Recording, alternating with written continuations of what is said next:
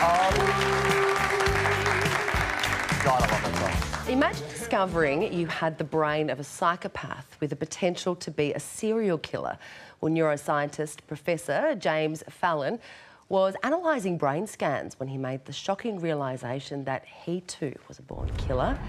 And he joins us now live from Irvine, California. Good morning, Professor. Good to be here, Sarah. How do you do?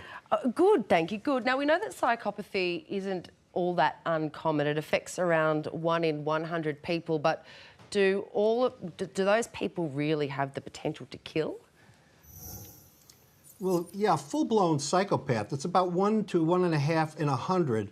But there are people who are borderline, and it's probably 5, 7, 8 in 100 people that are borderline. But most psychopaths do not carry out any violent acts at all.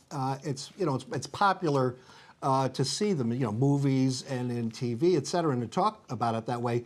But most of them are not violent and get you other ways. And James, just take us through what are the traits that define a psychopath and how are they different from, normal people?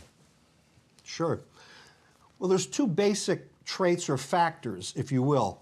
And the first factor is one that is what's called a prosocial group of traits. Now, prosocial group of traits are the ones that are associated with being glib, superficial, very charming, but also That's me. the inability to get anxious. And so since psychopaths don't get anxious, they don't really look guilty. So it allows them to navigate through businesses, through the world, without ever seeming to be having done anything wrong. So there's that group of traits. And then there's a whole second factor, and that has to do with being antisocial. And that's the more dangerous one, if you will, in terms of having antisocial personality disorder, which it's associated with, but also criminality. So the first one really isn't associated with criminality. The second whole factor is. So what traits of a serial killer do you have, James? Well, I have most all of the first group, and they are also called what's called fearless dominance. And so I am pretty fearless in terms of physically, but also in social situations. And whenever I've been stopped by the police or been caught doing something, I never look like I'm guilty at all, and I can laugh my way out of it. So that's more the first part of it. But also that first group of traits has to do with low personal or emotional empathy. And so even though I'm empathetic toward groups of people or somebody I see is sick, I understand that they need help, and I'm involved in charities. But I don't have that personal emotional connectedness. And psychopaths don't have it. It's very consistent with that. So you mimic it. And you can see that. I'm sorry? You mimic it. You mimic that kind of emotion. Oh, yeah, it's very easy to mimic. Okay. Psychopaths are very good at making believe. They know what you're thinking and feeling, so they can mirror that and use that against you. So what urges have you had to control? What urges? Well, I get, everybody gets angry. The thing is that I can really control my anger, so you'll never know that I'm furious with you. And what I tend to do is get even months, even years later, and you won't know what happened. I try to be very specific about it. I'm not like a crazy wild man or violent. I'm not interested in that. But I'm surgical in my approach to revenge, let's say. You should definitely join the New South Wales Labor Party. What's that? I'm sorry? Don't worry. It's fascinating, though, the way that you're describing this. What is it about you, though, that stops you from acting on those particular urges or that thought pattern that you have, that lack of empathy? Right.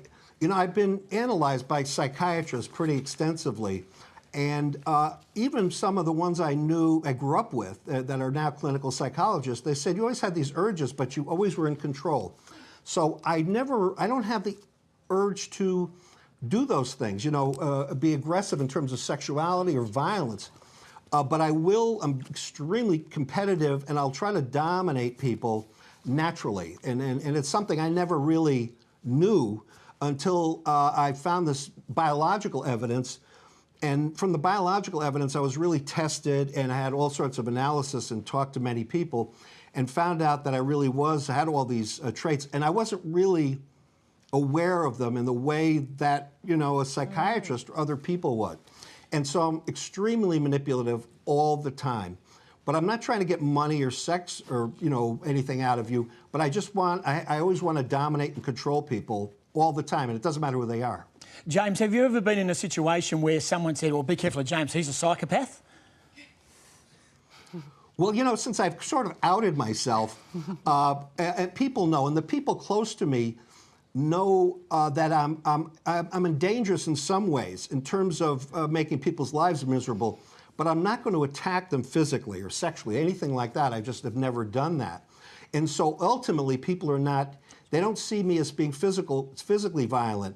And so they're just wary. They're, you know, people close to me, and I start playing the game with them just spontaneously, and they'll say, you're doing that thing.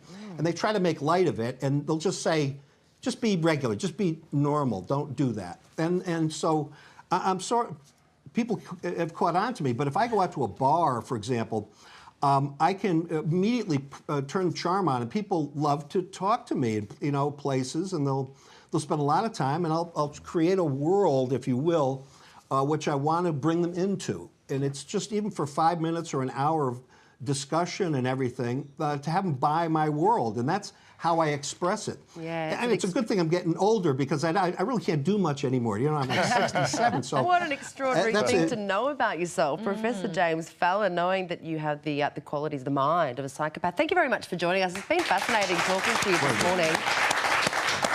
Interestingly, they did a top 10 list of jobs that psychopaths are attracted to, and police officers, bankers and journalists. Journalists as well. And journos. Yeah, don't act so surprised.